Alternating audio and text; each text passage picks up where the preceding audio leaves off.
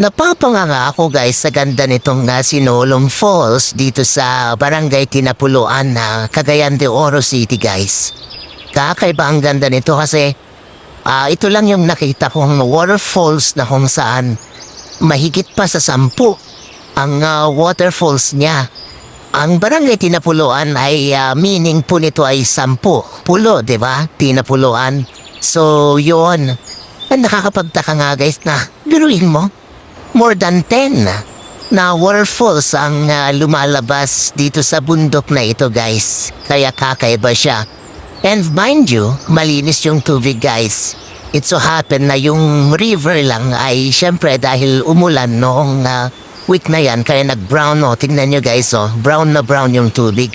Pero yung tubig na galing sa bukal na yan, sa bundok na yan ay napakalinis. Masasabi ko kasi pinuntahan ko yung kalapit niyang cold spring ay sobrang linis guys.